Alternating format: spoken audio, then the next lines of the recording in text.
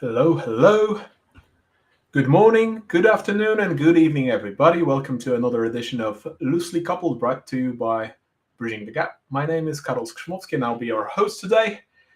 And today we're hanging around APIs, but we're not diving into the problems of APIs themselves. Today we're diving into a bit of a different problem of managing those APIs and making them lovely secure and then discoverable and then understood by the organizations. And what happens if we have too many of them? What happens if we have too many API gateways? What happens if we have distributed systems and more and SaaS solutions everywhere and custom implementations? What then? So that's going to be today's topic. So I hope everybody has a nice beverage at hand. I do have a nice jug of coffee and my trusty mug. And joining me today is Adeeb Tahir from APIwiz, Hey, Field Karen. CTO. Hello, Adeeb. How are you doing this evening? Doing well. How about you? As best as I can with a cup of coffee. That's nothing can go wrong now. No, coffee is always great. All right. So to start us off, because our audience knows me already quite a bit, tell us a bit about yourself. Who you are, what do you do, what's going on, why are you even here? Sure. Yeah. So my name's Adeeb Tahir, and I'm the Field CTO at APIwiz. But if I had to tell a bit more about me, I would call myself a hardcore engineer. So my whole career, I've been, in software engineering, starting out with, in the fintech space with Citibank and Citigroup, based out of Chennai in India. And then I worked there for a couple of years, and post that, I got an opportunity to work with APIwiz.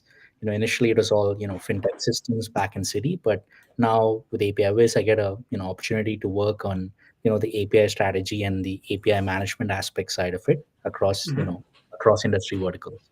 So that's one of the most interesting aspects of my current role here. Right, but basically from big companies to what, a startup? You could say that, yes. Yeah, but it's What drove you to go for a startup? I mean, it's a change, definitely, right? Mhm. Yeah, no, that's for sure. Within an MNC, there's a different set of challenges and an operating model. And what I wanted to also sort of experience is the thrill of working in a startup where you have a bit more control, you have more Mm-hmm. faster changes. Usually within MNC, there's a structured process where it takes a couple of months to implement pretty much any change. But within a startup, I have a bit more freedom to explore, a bit more freedom to sort of innovate, fail fast, and sort of come back to pace. So I think that thrilling aspect, as well as travel, picking on new challenging aspects of software, that's something you can only sort of get in a startup, I would say. All right. Do you, looking at it from a perspective, do you enjoy the startup more or the structured, slow pace of corporate world? No, now I'm fully into a startup. Having experienced both sides, I prefer a very high paced sort of challenging environment. Yeah. Okay. Yeah, because it differs for everybody's a little bit different in that sense. And I remember my switches between working in-house and working as a consultant. And that always was a bit of a trade-off there in terms of figuring out what do I want to do in my life and where do I want to be. And, working in a big company for a longer time, it feels like, oh, I do have actually some accountability over things that I deliver. Whereas when I'm working as a consultant, it's like, yeah, I'm here, 2 weeks I'm somewhere else, and where's my accountability? I don't see the fruition of my labor, right? So I suppose there are these kind of trade-offs between working in a big corporate environment versus a startup. I never worked for a startup myself, but I assume that there are such. Yeah. All right. So jumping into the topic at hand, and we're talking today about, well, managing APIs. Perhaps for those who are less accustomed with certain terms, let's start by defining what is an API management, because that's the base of our conversation, right? Mhm. Yeah. So it's a really heavy and interesting topic today. So just to start out with, API management essentially is the entire set of system of practices and operations and pretty much the strategy we use to build, operate, and govern APIs, which are nothing Okay. but application programming interfaces that pretty much connect every application that we can think of today. They power all the digital experiences. So it's very important that we sort of design, build, test and govern and get them right. Right. So if I'm looking at this, because you're looking at it from a productized perspective, but if I'm looking at it from a purely technical perspective of an integration architect, for me, an API management is three distinct things. First of all, that's a API gateway, which is the implementation of the proxies themselves. Then on top of that, or next to it, it's an API portal where I have the definitions of those APIs and some little bit of a governance over access and testing and mocking those APIs to play around with them. And then third is the actual API management part, where we have security policies or any other policies surrounding those APIs, around access to them, who can use them based on what credentials, et cetera, et cetera. And that basically constitutes a piece of software that I would call an API management. Mhm. Yes, it's about solving for those several components and processes across the design time, the build time, as well as the Mhm. runtime aspects of things. Right. Okay, so let's place that API management somewhere, right? So where do we find API managements? Yeah. So if you think about API management today, at least let's take the lens of an enterprise. Let's say one of the Mm-hmm. large enterprises, whether it's healthcare or telco or Mm-hmm. tech or automotive. Pretty much, whenever they take the concept of API management, they talk about how am I building my APIs today. So they'll always say that I have an existing API gateway. I'm creating proxies. I'm sort of managing the sort of APIs around those, but some of the other questions that come into API management is, how do I design them or how do I build them today? Or how do I enforce a sort of a governance aspect of it? Who approves these APIs? Who has the final say Mm-hmm. in saying this is the last approved change, and no one can make a change or edit this API once it's approved and locked in. Well, So you jumped straight into the management part there, but let's step a little bit back. If I'm thinking where do we find API managements? Like basically now, if you look at any SaaS offering, any API on the SaaS offering is basically fronted with an API management. Mhm. Pretty much, we find API managements within companies fronting systems. There are very popular API management solutions fronting entire microservice ecosystems, like the swarm of microservices just being fronted by one piece of software, of course, instantiated just to unify the layer of APIs that those microservices expose.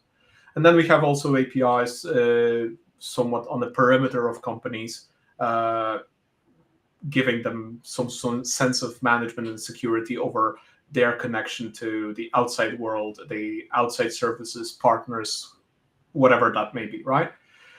So we have different flavors in that Mhm. sense.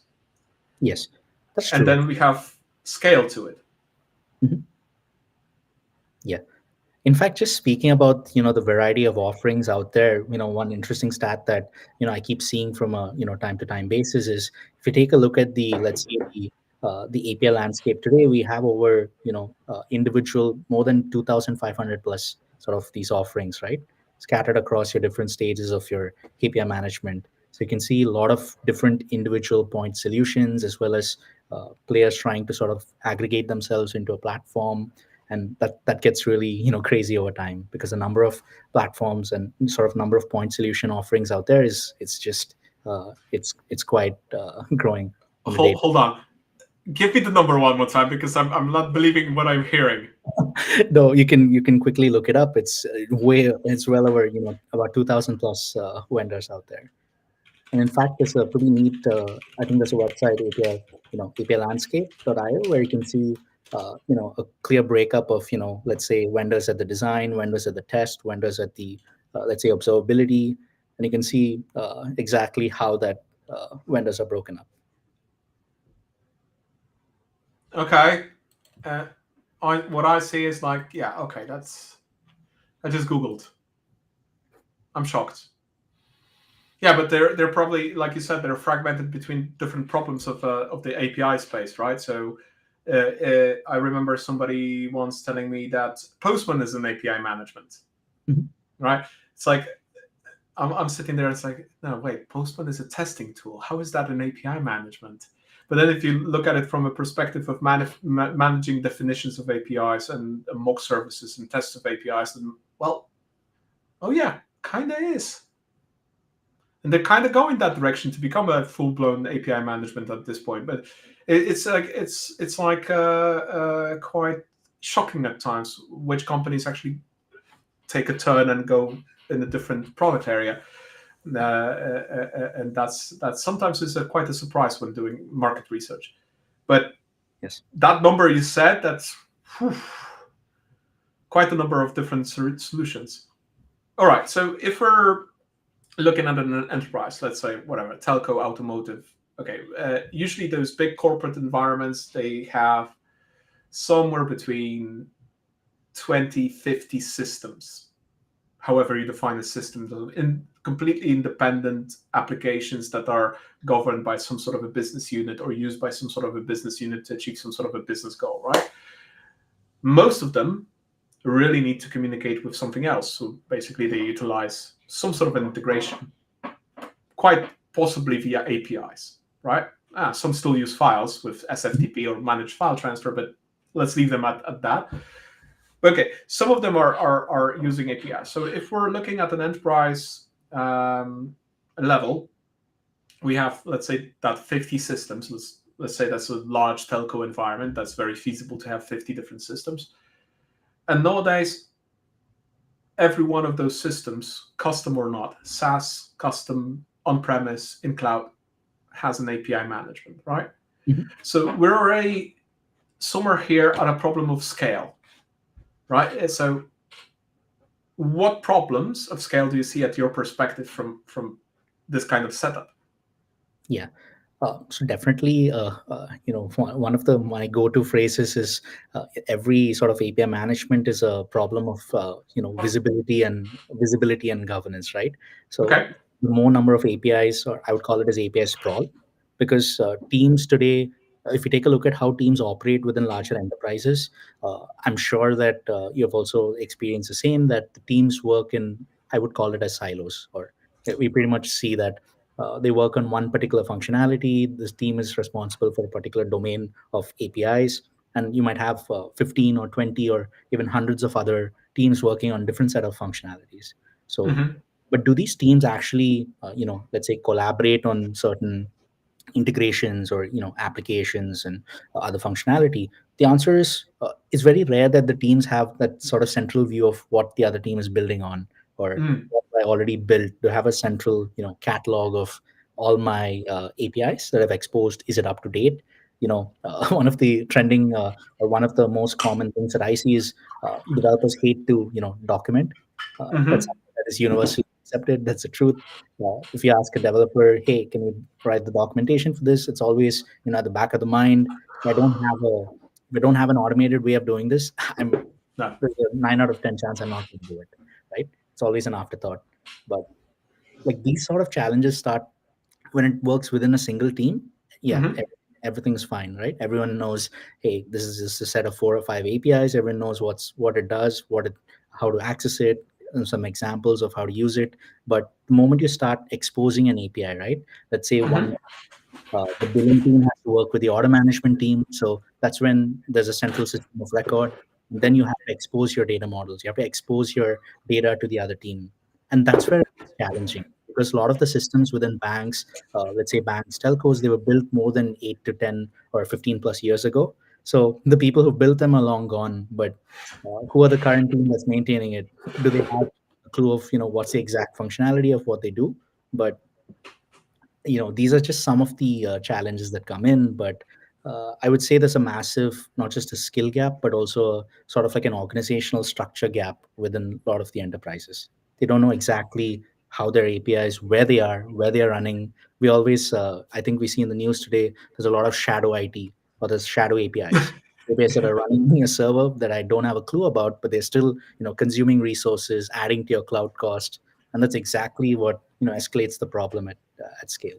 Right. I remember situations working in large corporate environments, especially in corporate environments that are network of companies rather than a singular company in a territory. So there are lots of those that are spawned across the globe. Then in a single territory, it's not a single company; it's just a few companies under one brand.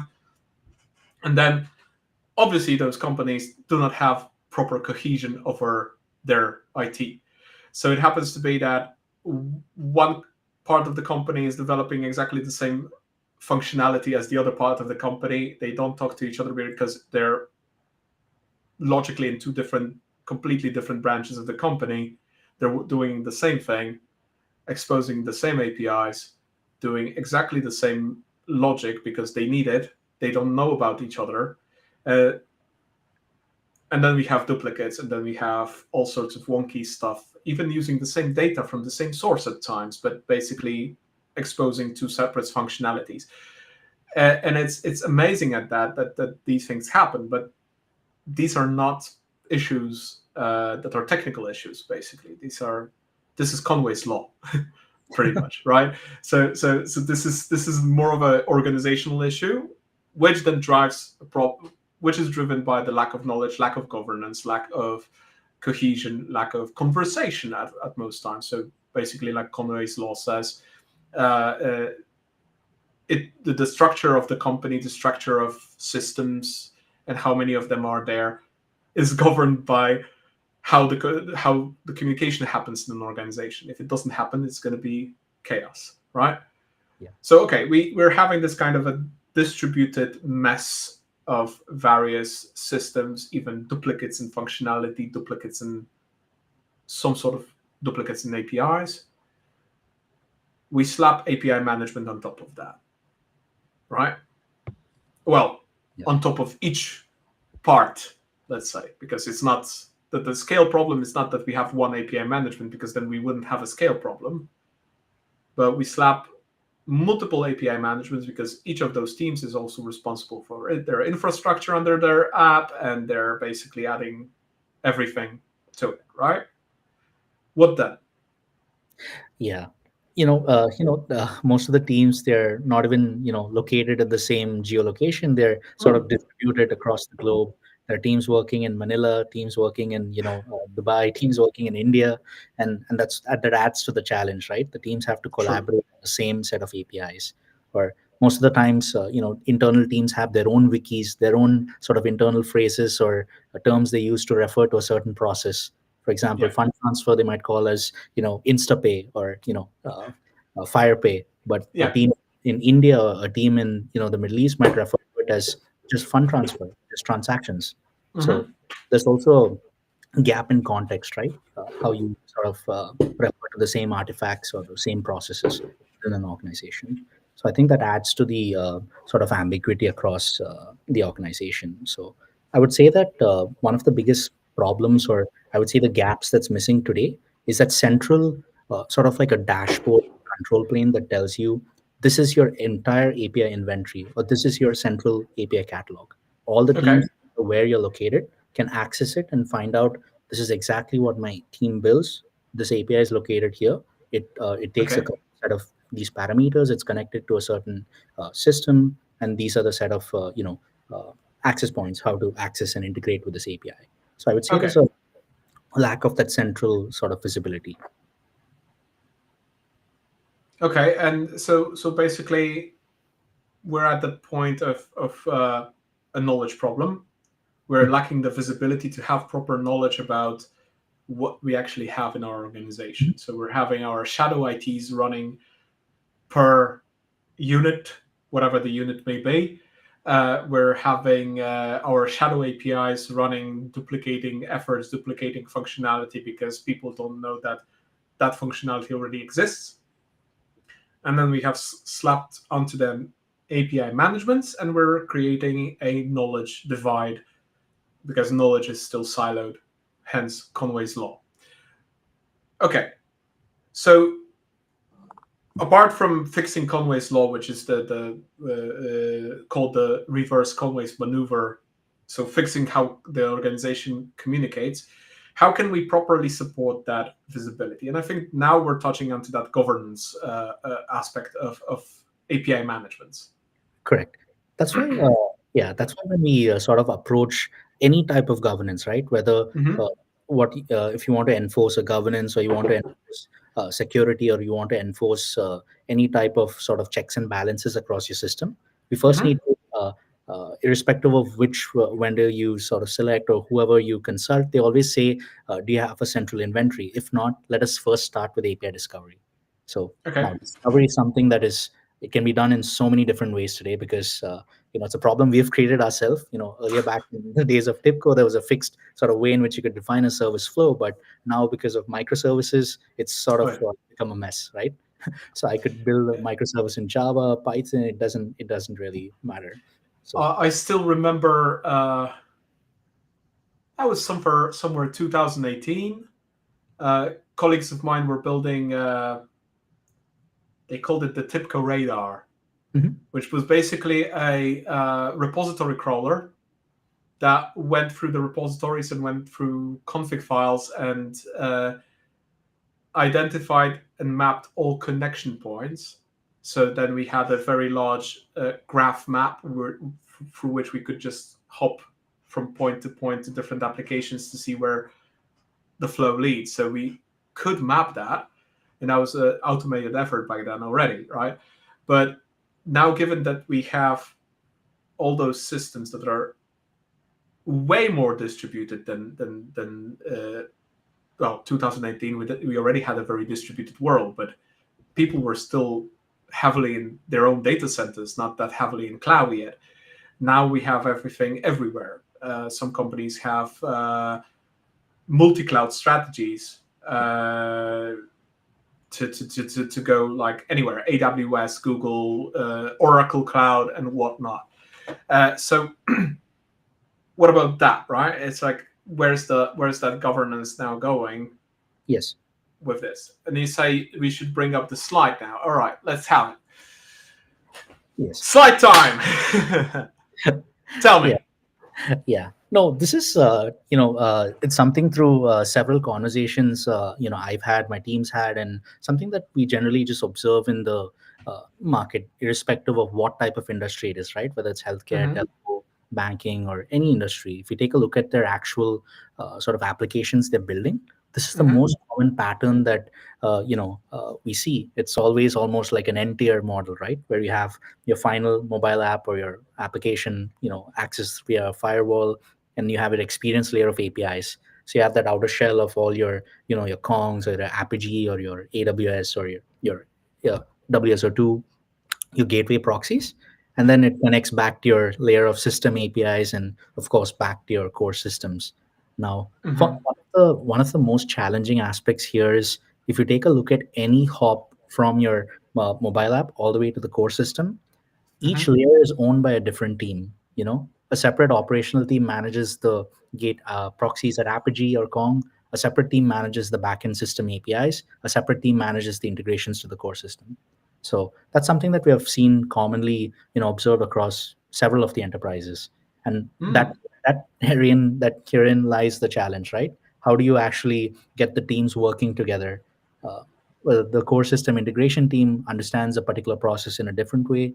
The operational team that's managing the proxies on Apigee or Kong or the other gateways, they understand the process in a different way, so they don't have that sort of cross team visibility. And that's where there's a big disconnect in terms of the architecture, dependencies, ownership, and how that whole integration exists today. Yeah, That's it's something. again back to the organizational issue of communication within an organization. By the way, I'm looking at this and it just hit me that you're actually using MuleSoft nomenclature for some names, but completely different MuleSoft does it.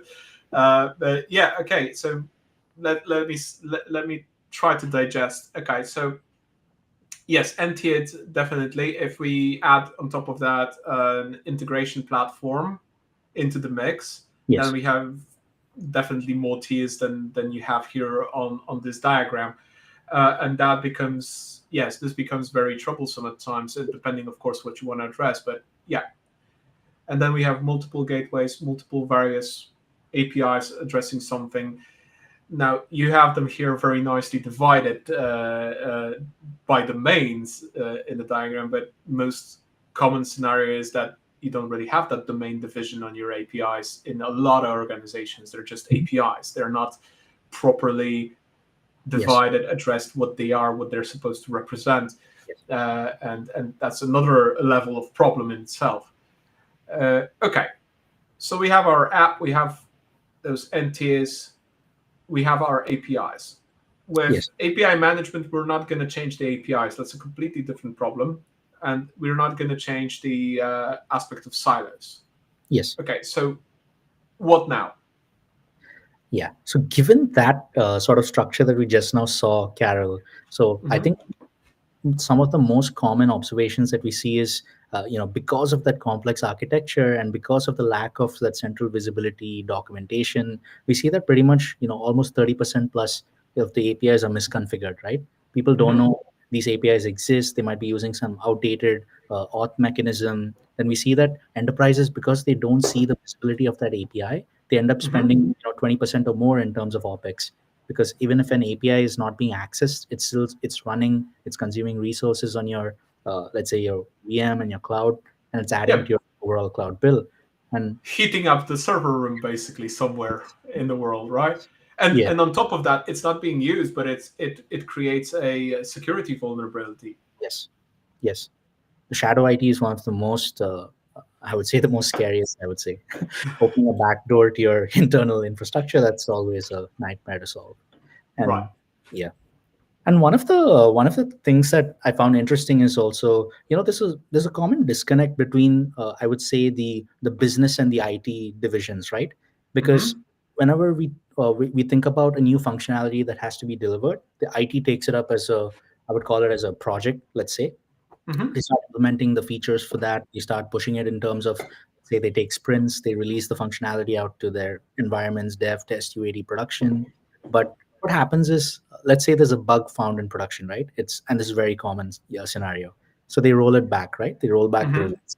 But to the ID side of things, is there a cost associated to this? No, I just have to spend a bit more time, fix the bug, and again push it to production. But from the business side of thing, they always take it as, hey, there is an inherent cost here, right? I lost 2 weeks or 3 weeks of an effort. Maybe I promised a integration to a downstream consumer or a customer, or maybe now this leaves my integration effort in a bit of a peril because I need to sort of coordinate with other stakeholders. So this we see that this because of this lack of the central or a structured process of releasing your APIs or managing these APIs, uh, Mm-hmm.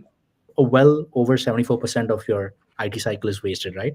There's always repetitions, creating duplicate, efforts. You might have already had this API, but because you didn't know about it, you created the API again. So we see these type of patterns a lot, and it's a lot more common than we feel it is. That's interesting. Side note, please do send me sources for that later. I love Yes. these kind of numbers. I always look for sources for these numbers. I always love to share these sources because these are interesting studies. I saw a very analogous study, analogous numbers for polling. Standard approach for old systems where they cannot uh, release events. You pull data from those systems on an interval basis. And somebody claimed over a presentation without giving a source that over 90%, 98% of polling attempts results in absolutely no data. And that was a presentation given in 2024. Turns out the study done for that was in 2013. Oh, So yeah. it was quite old. So it already was somewhat outdated. It, of course, you can still quote it, but then what is the actual situation now? That's a good question. So I'm always, if I see these kind of numbers, I always please ask for sources for those, because that might be actually a very interesting read to put that in context. But let's say I believe you on the word for the moment. I'll read into it later. We'll have a chat offline about sources, and I'll attach them to the stream, to the description later. But basically, if we have a number of percent of repetition being, well, percent of waste through repetition being 74%. I mean, if somebody is watching this who's a CTO or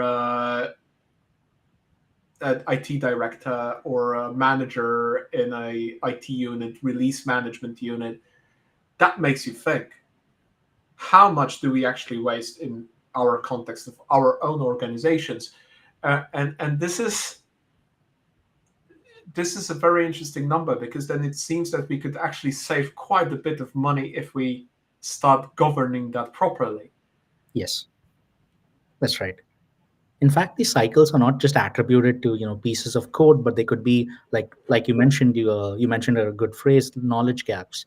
So because of Mm-hmm. these knowledge gaps, we take a release to the next environment, and it didn't satisfy the business or the functional requirement because we didn't Right. go through the process of stakeholder sort of iteration and feedback in the earlier stages. Now we have to sort of bring it back, then do it all over again. So in order to miss that.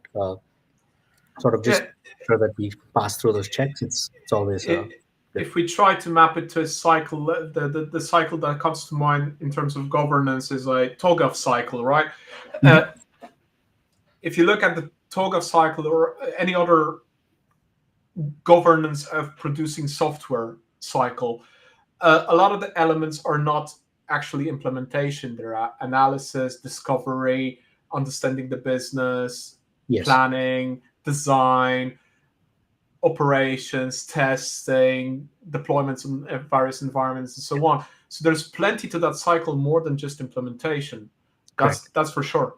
correct. Oh, there we go. Yeah. Yeah, there's so many stages involved in the cycle, right? If we have to, let's say, build or release a API that's reliable or that's compliant or functional or performant, we have to go through this entire sort of cycle with not just the tech but also the business stakeholders, and this is Yeah. something that we see frequently within the enterprises.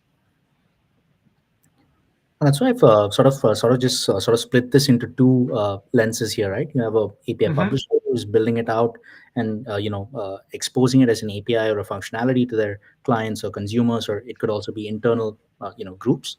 And you have the consumer over there who's responsible, for accessing the API, building the integration, or maybe even sharing it as to a third party integrator. That's also something that we see a lot commonly used nowadays. So pretty Yeah. much both sides of the sort of the API coin over here. Yeah, if we put this at this level of details, there's plenty to do around both sides, and yeah, Yep. it's good that you put it this way, because people tend to not to think about this as a dependency. Okay, we publish an API, perfect, fantastic, and we're done.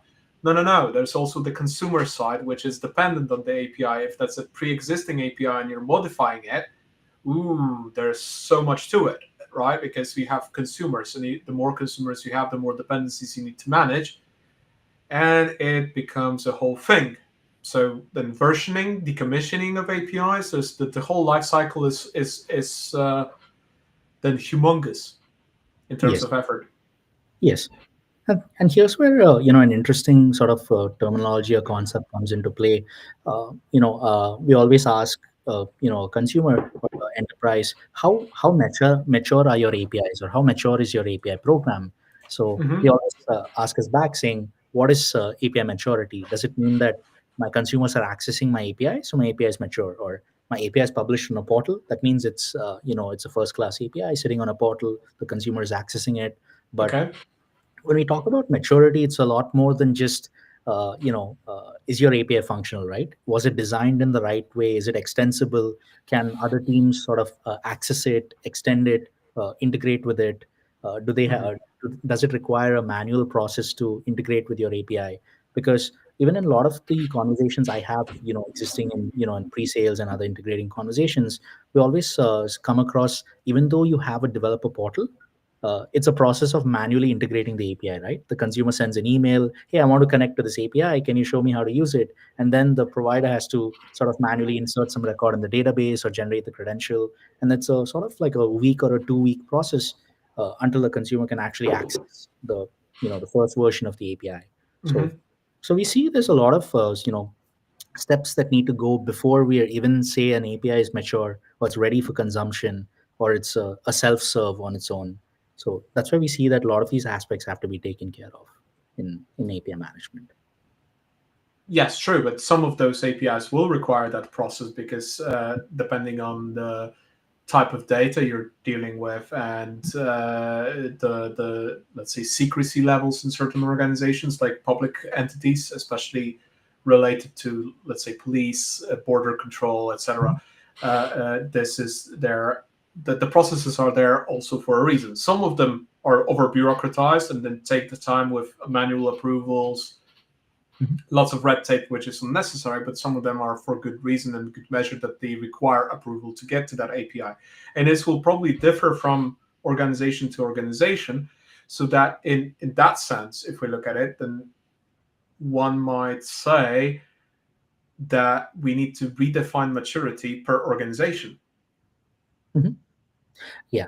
Uh, but in the overall aspect of things, I would say, just to, I don't want to be too general here, but say when an API program is mature or an API is mature, it means it's passed through the right guardrails, right? While designing Okay. it as a centralized sort of a standardized governance model, there were a couple of linting rules applied on that API. I centralized my data models, access them from let's say, a data dictionary or a schema Mhm. repository, and then I'm reusing them across the APIs. I'm testing those APIs as well as integrating them in the right way, performing a scenario-driven test cases. So if we're able to list down all these governance sort of practices or checks that have to be embedded, it's something that goes a long way into increasing or elevating the maturity of the API. That's something that platform teams actively work on, right?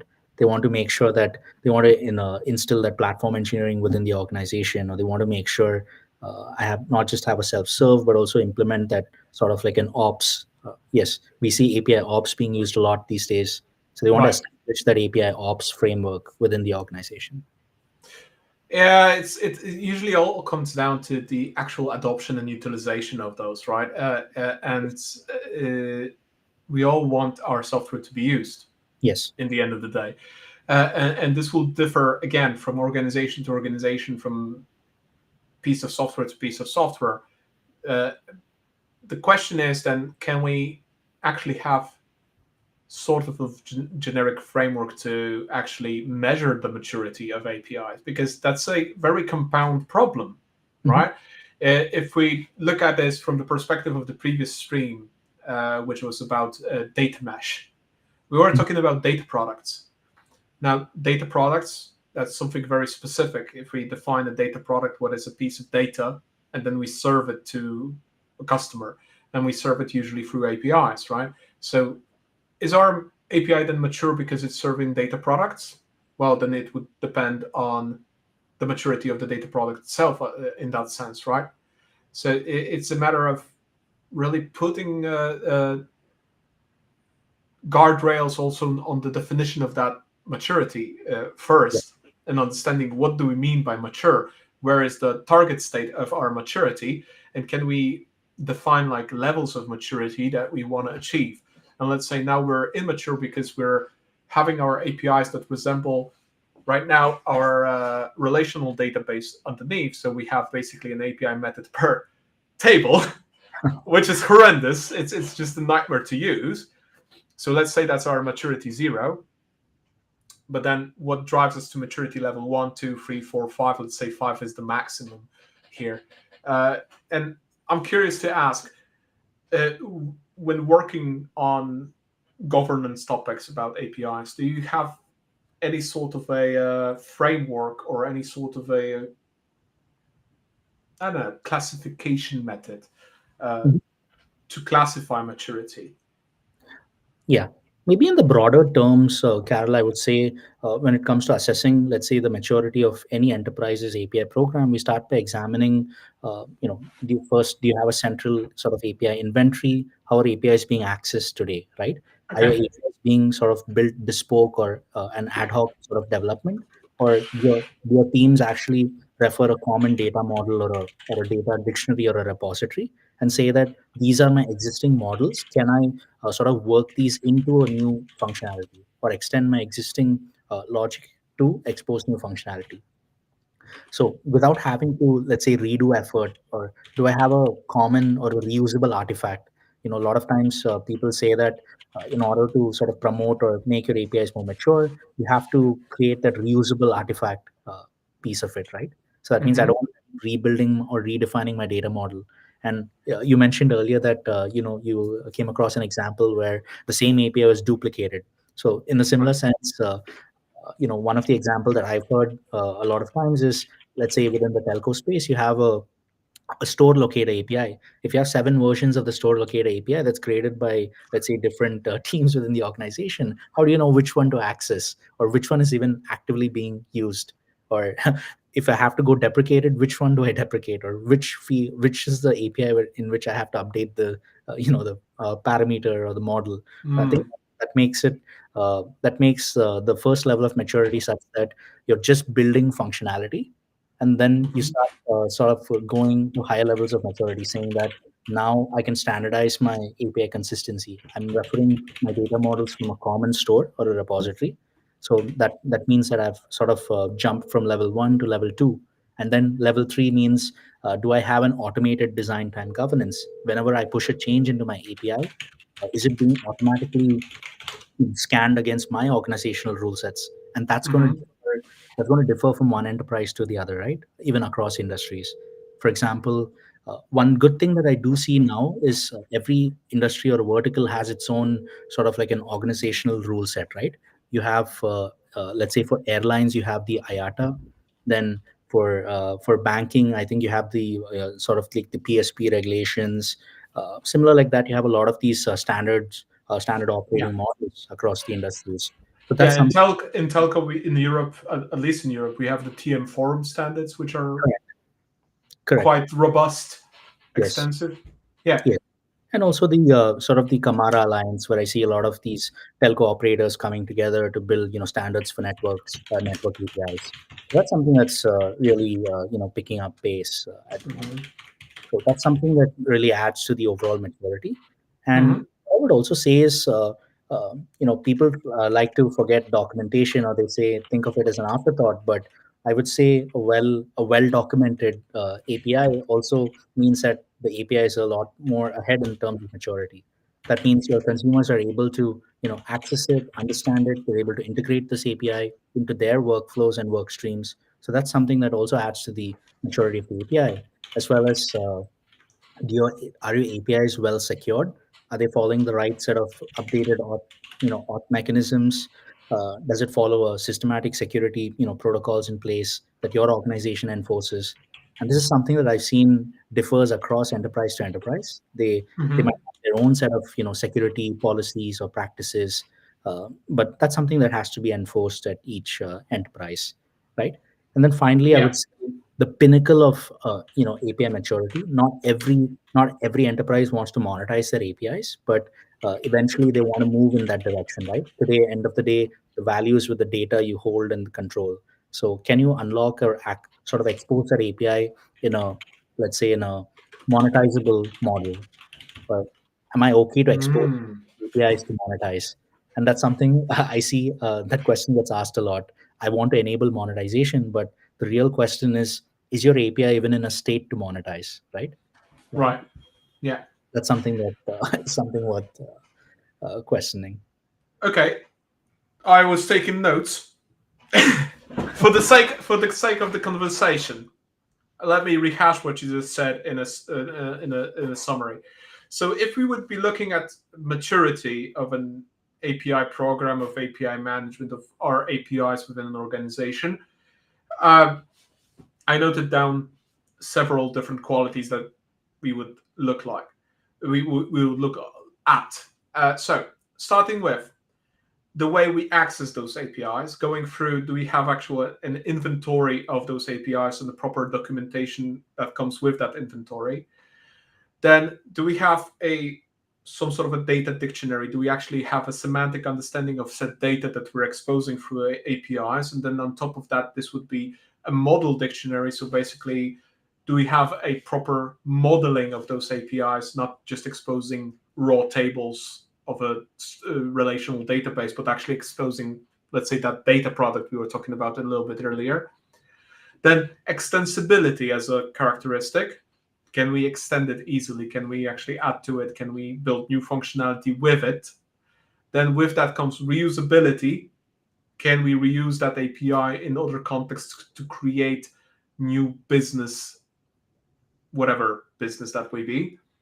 Then deduplication, so the actual effort to reduce sprawl of the same functionality, same data being delivered in a similar way or identical way, but just from different places in the organization.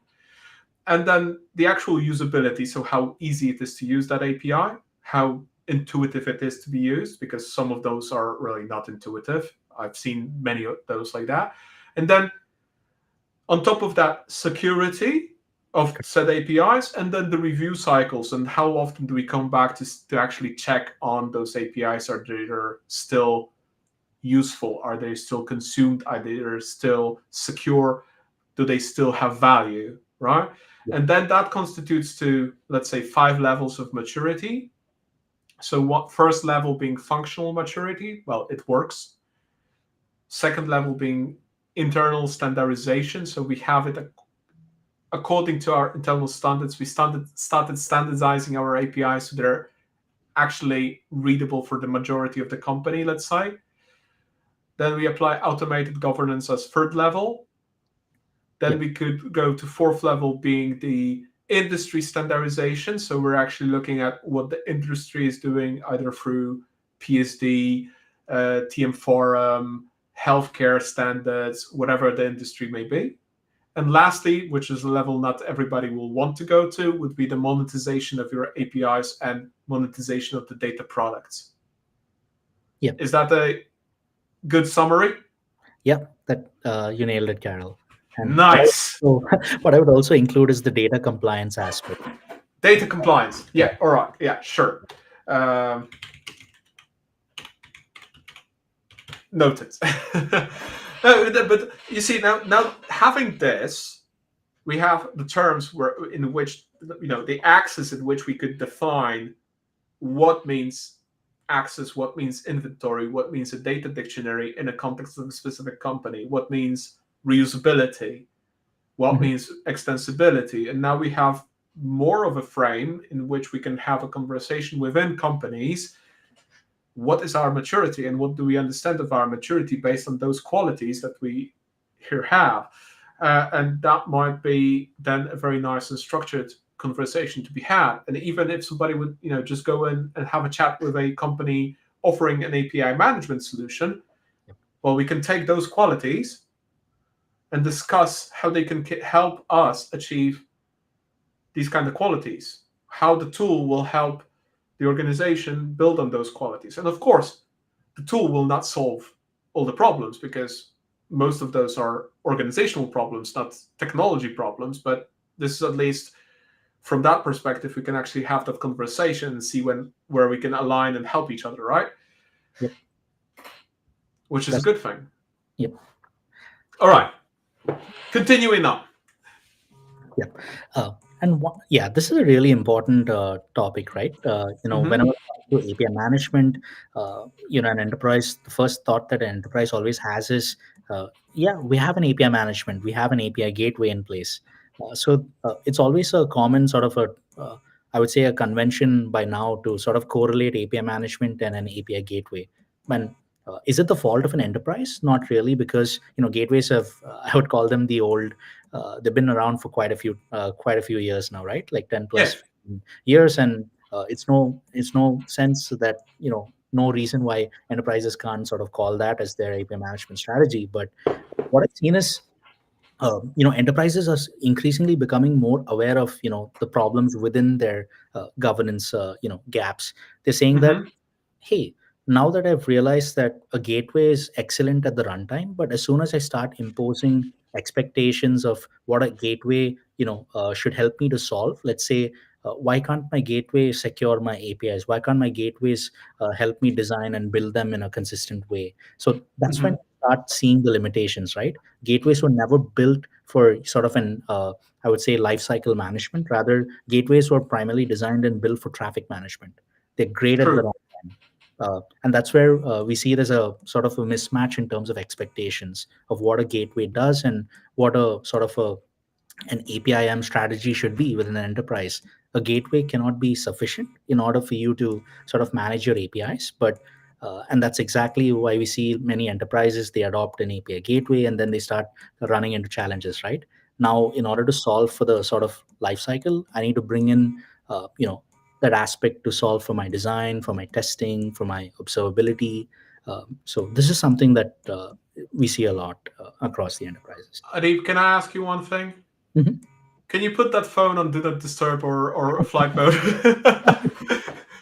Because I do hear it buzzing, and our audience as well. So that would be nice to just get it out of the way so we can continue. All right. Yeah. So yes, you're definitely right that API gateways, as they were, they're API gateways is a basically pretty old concept. It's definitely over 10 years old. Mhm. Uh, I don't remember when I had the first encounter with an API gateway. I was already an architect, so let's say that would be somewhere between 2014 and 2018, right? So that's a pretty old concept, and you're right, absolutely right, that gateways from that perspective, at least back in the day, they were primarily traffic management or security in essence. And the difference is, looking at it now and then, we didn't have such a distributed environment. We didn't have so many clouds and apps living all over the place, which basically gateways at that time were your perimeter defense. They were placed in DMZs of companies on the edge between the internet and the internal network of a company. It's changed quite a lot because nobody now uses a DMZ term ever in terms of security of their network, because the DMZ no longer exists because we're distributed among several different networks. If you deploy in several clouds, you're basically managing the connections and secure VPNs between several different networks, and you have your applications living pretty much everywhere around the world in that sense. So that changes the expectations of our gateway in a sense. Of course, we're dropping that to several other things, but that would be it. Yeah, no, that's right, Carol. And we always ask ourselves, with the current sort of limitations or my current setup in place, can we do better, right? How Mm-hmm. do I sort of optimize my current setup, or how do I sort of get into that federated API management or managing my APIs in a more better, more governed, more secure way? And that's where we come in with, if you have to view our management as a sort of like a systematic practice, we need to be Mm-hmm. sort of like a product centric approach, right? That means Okay. everyone has to have that cross visibility. Everyone has to be on the same page of what is it that you're trying to solve? What are you building? Or where are you getting the data from? Is it from a common repository? And one thing that's always I feel a bit bad is many times within enterprises, the developer, no one takes into account the experience of the developer, right? Because end of Right. the even if it's an API that you expose in your portal, your consumer consuming it is going to be the development team from the other sort of company or your customer. So Yeah. people always sort of put an afterthought to developer experience, or rather developer enablement and experience. So how can you actually improve the lives of your developers? Is it a process that can make it more streamlined, or tell the developers, hey, no matter what you design in your API, I'll make sure that your documentation is automatically updated for you, so you don't need to sort of manually go and update the portal again. So can you Mm-hmm. give some level of automation, some level of sort of help towards the developer side of things, So that's something that I really feel needs to take a bit more importance than what it is today. Mm. Yeah. And also in terms of the overall application architecture, I see, that we see that teams are sort of geo-distributed, working in silos. So that has to slightly change or shift. People need to start collaborating more, maybe accessing a central repository or a catalog of the APIs and the data models. And then even when it Mhm. comes to sort of like a lifecycle management type of things, right? Do you have a sort of a predetermined flow of how your API needs to be taken from, let's say, design to deprecation? Is it a Mhm. well structured or a well defined process, or are teams just sort of going crazy and creating their own rules, which sometimes doesn't work? Particularly when you're working on larger organizations, it has to be some type of structure. And finally, Right. on the compliance side of things, it's good to say that let's say you're compliant. Hey, all my data is, I'm HIPAA compliant or I'm PCI DSS compliant. I encrypt my data, I store it. But end of the day, what I see is, let's say a third party is using your data or your functionality. It's Mhm. sufficient for the third party to get hacked for your data to get compromised, right? Because end of the Right. day, even the third party using your data, your reputation lies on even the third party integrators. So that's something that I see needs to be taken on priority as well. And also about the data compliance, because it's not just enough that I have a WAF running or I have a couple of security rules that are enforced on my APIs, but in the last 1,000 calls, let's say for get transaction, was it actually compliant against my schema? Did my consumers call it with an extra header or a payload that doesn't match my approved schema? Those type of behavioral analytics, as we call it, is that something that enterprises have access to today? The answer is no. But can they get access to that? It's pretty complicated, right? The data scattered across. I've seen enterprises have Yeah. of Datadog and Splunk and Elastic and Kibana, New Relic. So in order to stitch that data together, it's going to be a nightmare of a process. Even to debug any issue in production, I see teams logging to Datadog, getting the span ID, then going to going to Grafana, getting the application logs, and then there's a whole debate for 6 to 7 hours trying to figure out, hey, which application team built this? This log belongs to which application? And finally, by the time you decide whether it's an application issue or a system issue or a network issue, you've already breached the SLA. You're liable to pay a fee. That's Yeah, something. but this is not a problem that we can fix with API managements and federation itself. It's a problem of observability and addressing Correct. proper metadata in communication, which is where API management or API management federation can help, because then we can manage the metadata of communication and standardize it, right? So if our users are using the wrong metadata and sending the wrong, let's say, HTTP headers, we can catch that and fix that. So if a user is not sending, consumer is not sending correlation ID on a layer of an API management, we can generate that correlation ID and push it forward to whoever is having that API behind that proxy, so that we can still have that observability, at least from our perspective, our end, right? Yep. It has to be sort of centrally accessible, managed, and all the teams have to be on the same page. Let's just imagine if you tell an SRE, uh, because one of the biggest problem with SRE teams today is they don't have enough context, right? They Okay. know they have enough tools. There's a surplus of tools, right? They have Mm-hmm. different ways in which they can access application logs, but they don't have that context that correlates. Hey, this log belongs to this application. The last change that went into this application was this, and it's a config change that brought your API down. So they don't Mm-hmm. have that enough data to correlate which owner owns this particular piece of information, or which application generated this log. That's something that's missing. Just imagine if an SRE could have that initial context information available to him. That means we're talking about bringing down sort of like uh, mean time to resolutions from, let's say, a couple of hours all the way down to 1 or 2 hours, all the way down from 8 hours to 2 hours. That makes a massive difference, even if you shave Yeah. off a couple of hours. So that's something that can only be bought through a systematic change. That's something that teams have to work on.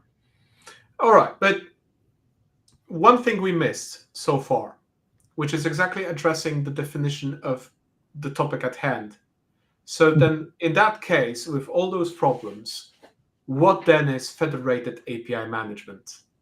Mhm. Yes. So federated API management is having that central sort of author who sort of creates those standards, rules, regulations, but you're able to enforce it in a distributed fashion, right? You have different Mm-hmm. teams, you have different hybrid clouds, as you mentioned. Today, it's pretty common to have a mix of GCP, AWS, and Azure, and you're Mm-hmm. operating across multiple clouds, multiple environments. I've seen a lot of banks, they try to keep their core operations as an on-prem within their on-prem set of servers, but something non maybe something not so critical, like just like a, let's say, a record maintenance or a public record display, that's something that they expose on the cloud, that's fine. But Mm-hmm. something like core fund transfer transactions, processing, those are all held on prem. So can I manage the rules that govern how I design, build, test, deploy those APIs? Can I centrally sort of disseminate that information? Do I have a central sort of catalog of visibility? At the same time, do I have the system's sort of standards and protocols that will govern how my teams, no matter where they're located, are able to build, operate, and govern that API? So federation deals with that entire process of delegation, decentralized management, at the same time centralized standards and operating procedures. Okay, so now contextualizing this to tech and looking at your own product, which is APIwiz. Mhm. So if we're talking about federated API management, in that case, if we place APIwiz, correct me if I don't understand it correctly, but let me try and contextualize this. So in that sense, APIwiz serves as the management layer Mhm. without the gateway itself to connect and manage other API gateways and be able to reconfigure them and manage them centrally so that we can, for example, move away one API definition and API proxy from one gateway and move it to another, or to set up policies from a single plane of control rather than having to go to each separate gateway in our organization. Do I catch it correctly then? Yeah, so APIwiz has connectors and integrations to every data plane you can imagine, like all your Apigee, Kong, or any other gateway. But at the Okay. same time, we make sure that you can keep your data plane fluid. So whether you're using Apigee today or Kong tomorrow, it doesn't matter to us. The way in which Okay. you design, the way in which you build, test, deploy, observe, monetize, that stays consistent, irrespective of which data plane you're using today. Because pretty much Hmm. gateways have become a commodity today, right? Due to cost or performance reasons, it's not common. Sorry, it's not uncommon for an enterprise to say, "Hey, Apigee is too expensive. Let's move to Kong," or let's say Kong's not working out. Let's take up Tyke. So these decisions happen on the fly, pretty common within enterprises, right? But what happens to all the effort that developers did? They spend several hours, several months, sort of configuring Apigee. They tie down their API management practices to a data plane, which is uh, we feel that it's wrong, right? You need to sort of I would say decouple your API strategy from your gateway, right? The gateway is purely a runtime component, so it's great Mm-hmm. for hosting your APIs and running your proxies, but never tightly couple your API strategy to the gateway, right? Never Mm. couple your business logic, never couple your API strategy on the data plane. That can change anytime, and it's going to harm you in the long run. So that's what I would summarize. Okay, so basically, if somebody would want to start federating API management, they basically would need to create a centralized control plane Mhm. that from which they could actually govern all those various API gateways and be able to move their definitions of proxies throughout their ecosystem of those products, and then decommission whole data planes at hand from a specific vendor in favor of another, etc., etc., etc. So be able to reconfigure on the fly with all the definitions held centrally, Correct. managed centrally, and then deployed as implementations for specific gateways then in a standardized manner. Correct. You don't need to reconfigure your APIs every time you're changing from one data plane to another, because your artifacts are already centrally stored on the control plane. So you don't need to change the process. You just need to change a connector to your API gateway. That's it. which is not a very common thing with API management tools, that they have that. Of course, they have that within the scope of their own tools, so that if you have multiple gateways of a single vendor, you do have that control plane to those gateways, but not Yes, exactly, not every time to other gateways. I've seen already some API managements that have API gateways actually do that federation so that they connect to other API gateways to manage them as well. But I've never seen that at a scale of like every possible solution ever. Only if just a few, the most common ones, but they're really not, that's just an add-on functionality to that product rather than product itself. correct. That's All right, all right.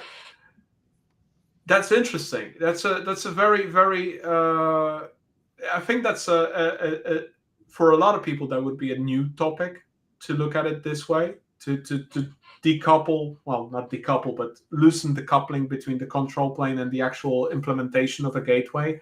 I don't think that's common yet, but given the distribution of our systems, applications, and how we deploy everywhere based on what is the expertise of a team or what is the current need, that I think that's going to be more and more of a common use case in the coming years, especially now with further sprawl of APIs around agentic AI, etc. That's going to create even more chaos that would have to be centrally managed. That's right. There's going to be a lot more sort of burst in the number of, not just the volume of data, but also today I see pretty much startups being created overnight, right, on the fly. Yeah. Like the new AI has made it possible to sort of generate a website in seconds, build functionality in a matter of seconds. So that's something that I see it's going to propagate a lot more in the coming years. Yeah, that's definitely a game changer in terms of speed of creation, and then also dying of these kind of companies and SaaS solutions that they just pop up, several of them, then they die off and they pop up again, and it's just a ongoing cycle that's sped up drastically. Normally, it took a few years for one company to establish and then to vanish if it doesn't come to fruition. But now it's just like they pop up and they just die, right? So it's a lot faster feedback loop in that sense. But Yeah. that requires better tools to control those APIs. Yeah. All right. Adeeb, I know you're in that sense you're quite busy, so we're gonna have to cut short. I know you have other things planned for tonight, and that's what it is. That's a life of a CTO, I suppose, with being busy. So, summing up, we've talked about what an API management is. We talked about what are the different components, what are different governance issues, the knowledge divide, governance divide, and the sprawl. Most of this being the organizational issues rather than technical issues, but we can actually use pieces of technology like APIwiz to help us at least try and govern things and standardize them and bring our API maturity to a manageable level. But that comes always with an organizational change. Without that organizational change, no tool will help in that sense. Yeah. All right. Given that, I'll switch for a second to a different slide set. So if you're new here, please go read more about what we're doing at Bridging the Gap and the articles we do on application integration topics at Bridging the Gap EUCOM. You can follow us on Substack as well, and subscribe to the YouTube channel if you haven't done so before. And the next live stream over is Understanding Cognitive Load. So we're jumping back to psychology a little bit, and psychology within different IT teams and whatnot. This is going to be quite a challenging and interesting topic because not a lot of us actually understand psychology in IT, and that's going to be a fun conversation. We already talked about this some time ago on the live stream. We're now diving deeper into more of a indicators, understanding that cognitive load. So that's next week, next Wednesday. Feel free to join on that call. that live stream. And that said, we'll be closing our stream. So Adeeb, thank you so much for joining today and explaining the lovely topic of federated API management. I think that was a very, very condescended pill of knowledge there, because, well, we could probably talk for an hour more, but time is time. So thank you for joining. Thank you for having me.